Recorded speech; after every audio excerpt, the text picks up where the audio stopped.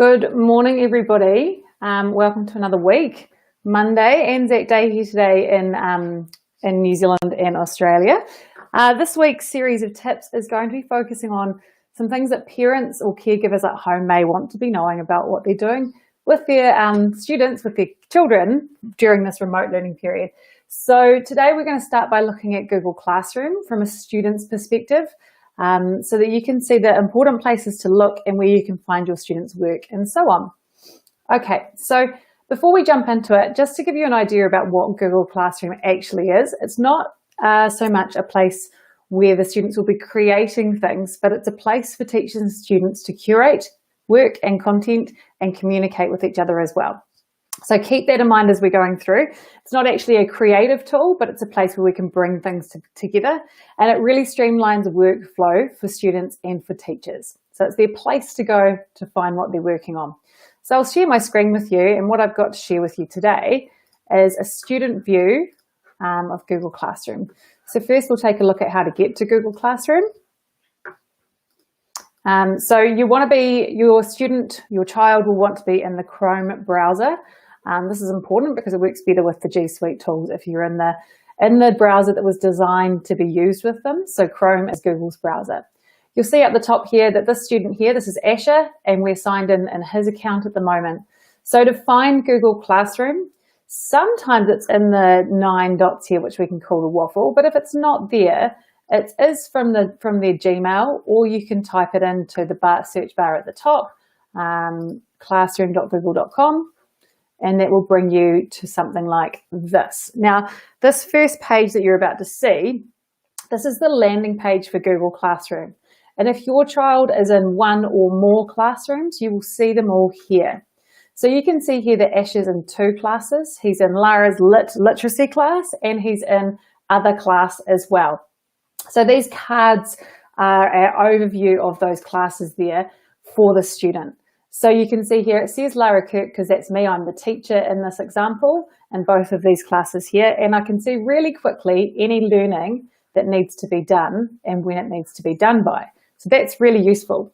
Now, a really important tip for you if your student or your child is using Google Classroom often at the moment is to bookmark this page and make it really easy for them to find it every time.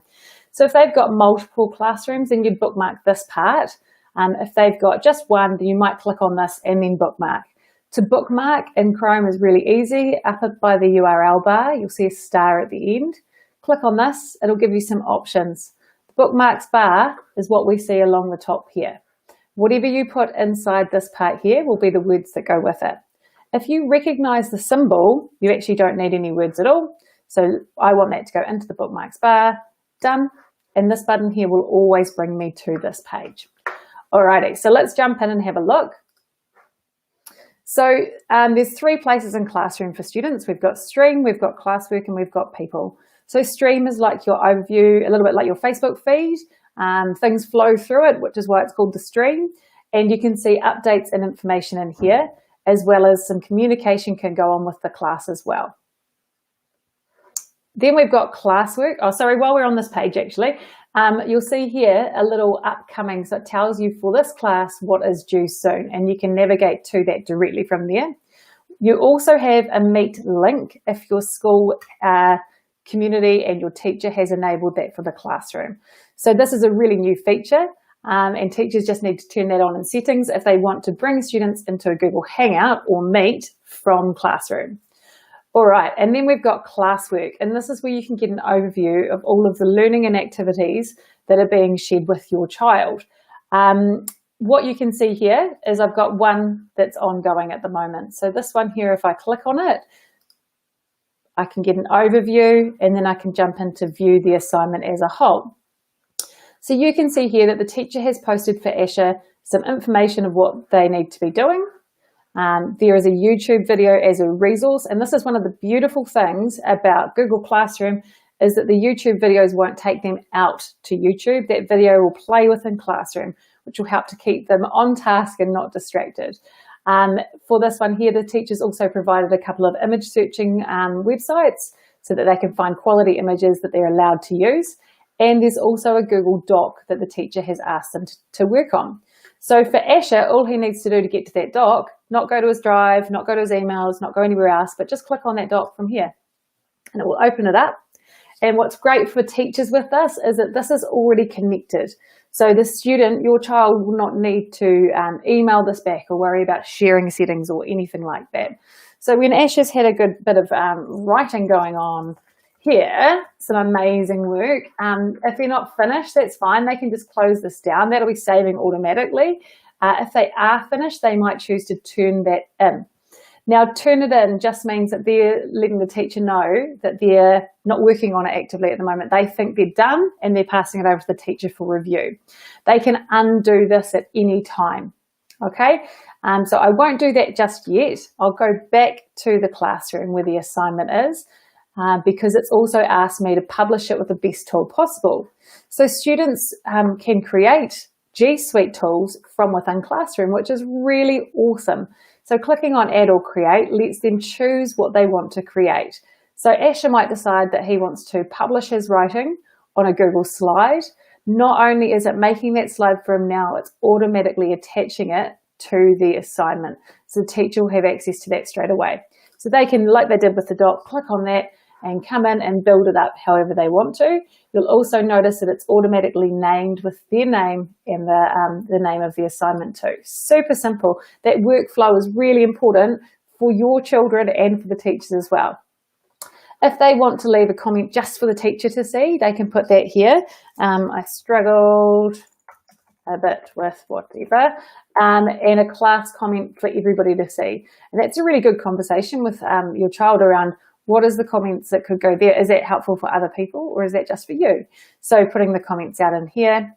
And then if they're finished, they can click on hand in. This is the same as the turn in button we saw when we were in the doc. So hand in, just to check they want to hand them in, and they do. Hand in.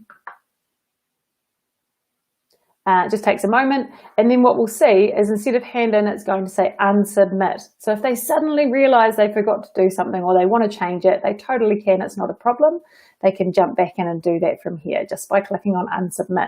It's just about making sure that the teacher and the student aren't both working on that piece of work at the same time, which would get confusing. You can also see here that the teacher has actually put a rubric in for the student. So students can have a look and see what they're working towards for each of these areas that the teacher has defined as the learning goals for this task. Not all assignments will have rubrics. Not all assignments will have any of these things here as well. But that's a good overview of what an assignment looks like for students in Classroom. Other important things are back into here. You can see this is a material. So this is just a material, not anything they actually need to do with it. It's just there as a resource. So resources will be there as well. The teachers will hopefully be organising their work into topics to make it easier to move around too. Now, if you have a secondary student, they may well be using the Google Calendar also, because whenever a classroom is made, and for any classroom your child is in, a calendar is made to go with that as well. And you can see here that those due dates, any due dates for assignments will go into the calendar as well. If they've got lots of calendars, they can turn them off and on from in here as well. And you can see that that was the assignment for the other class. It has now disappeared.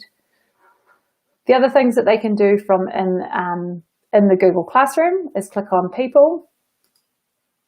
They can mail their teachers straight from here, and they can also mail each other straight from here too. So send each other email if email functionality is turned on.